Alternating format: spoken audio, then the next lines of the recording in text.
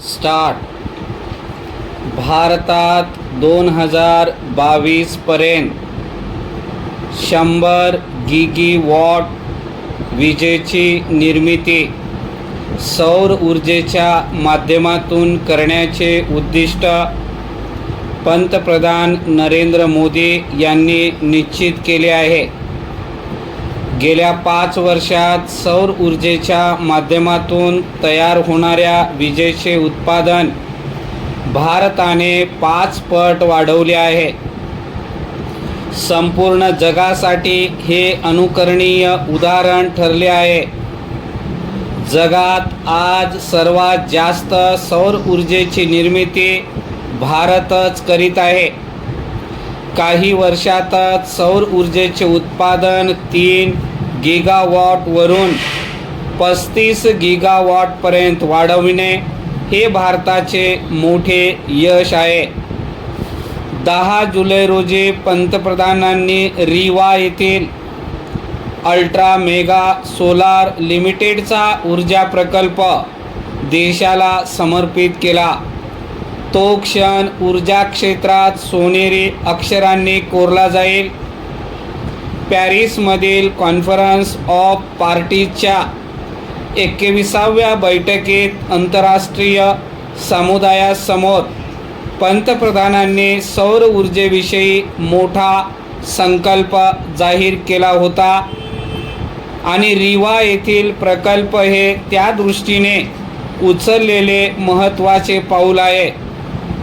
जागतिक पर्यावरण संरक्षणाच्या दिशेने वाटचाल करताना भारत 2022 पर्यंत 1 लाख मेगावॉट वीज निर्मिती सौर ऊर्जा योजनांच्या माध्यमातून करेल असा संकल्प पंतप्रधानांनी त्यावेळी बोलून दाखविला होता.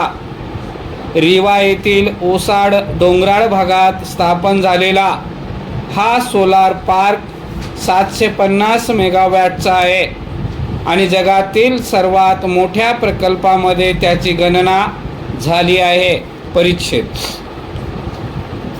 रीवा अल्ट्रा मेगा सोलार प्रकल्पाचे आणखी एक महत्त्व म्हणजे येथून उत्पादित होणाऱ्या विजेचा दर जगात सर्वात कमी म्हणजे प्रति युनिट 2.97 रुपये आहे.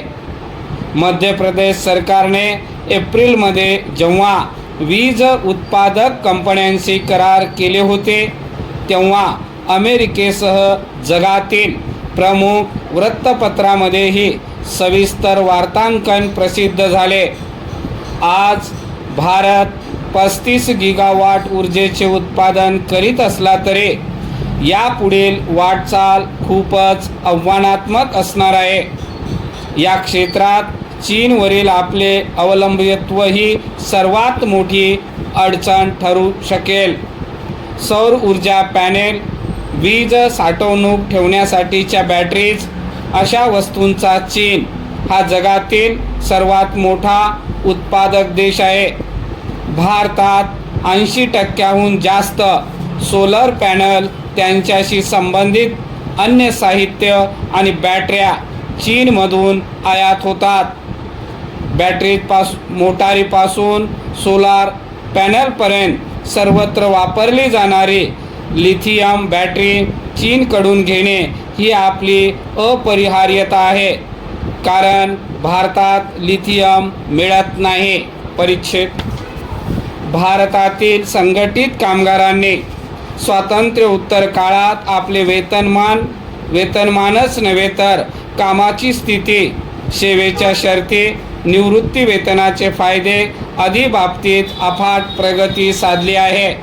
अर्थात त्यांना हे साध्य होण्यास इतर गोष्टी कारणीभूत आहेत, हे ध्यानातच घ्यावेच लागेल.